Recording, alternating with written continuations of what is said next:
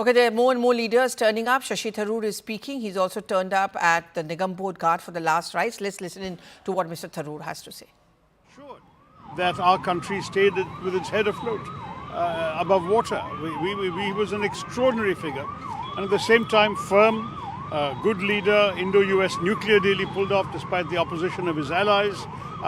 He has shown his decisiveness in foreign policy as well as in guiding the country towards stability, peace. Mr. Tharoor, lot many people are coming from the diplomatic world, and when we are speaking to them, they're talking about Dr. Singh's contribution.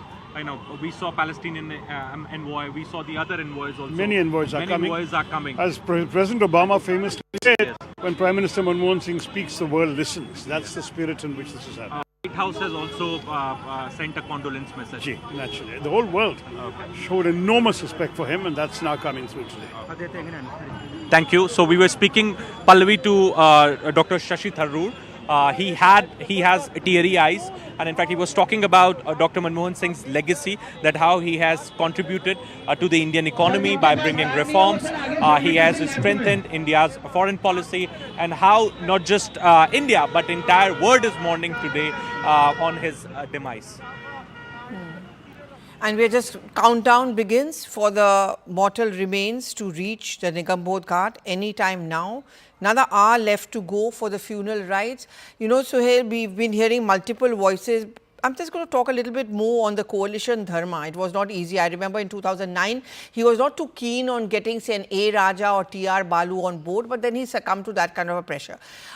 Running the government for the next 5 years on this coalition pressures, he had a lot of it, right? From Mamata Banerjee to the left and to the DMK. Do you think left to himself, he would have rather had a government which was just about him and about the Congress party, so that he could perhaps have freedom to do more? Absolutely. You know, he was not cut out for bargains, for extortion. I mean, this was nothing but political extortion, what most of his allies indulged in. And that pain was evident. The unwillingness to do a lot of things, but which then he had to do because of political compulsions, because the government needed to be afloat, that actually hurt him more than anything else. Mr. Rajgopalan, let's talk about the present times. And the point which Suhail was just making, that left to himself, he wouldn't want to buckle on this kind of pressure, because what happens is when you have allies, you also, it possibly could hinder the governance, so to say. You think that Prime Minister Modi, when he took charge in 2014, that was the first lesson he picked up from Dr. Manmohan Singh? That, you know, I'm going to try and run a government on my own terms, and I'm not going to go down the way the UPA 2 went down. Pallavi, Narendra Modi has got 350, Pallavi. You must understand that strength, Pallavi. The way in which road roller majority. Apart from that, I take strong objection to yours and Suhail says, you know, A. Raja, he put the hand on Dr. Manmohan Singh's shoulders and said, I will twist your collars if you arrest me. The arrest was basically by Chidambaram and Raja, antipathy. DMK wanting to give Congress only 5 seats. So this is a political pressure by Chidambaram on A. Raja. Nothing to do with Manmohan Singh or Sonia Gandhi. It's an internal politics in Tamil Nadu, which I know A. Raja has put it in his book, these things. So therefore, it is all magnified. And Raja Kanimodi putting in jail was an act of P. Chidambaram, not by Manmohan Singh. 2G was magnified by Chidambaram. Otherwise, this Neera Radia tape would not have come. Why? Who asked Chidambaram to tape this?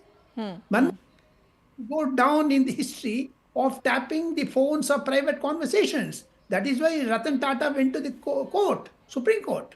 Neera Radia got bail because it's all act of Chidambaram. I should record on this program because Dr. Manmohan Singh did not say anything to anyone. It is only P. Chidambaram's. Right. Why should put a bug in Pranab Mukherjee's room? So this act, he got more leverage from Gandhis, especially Rahul.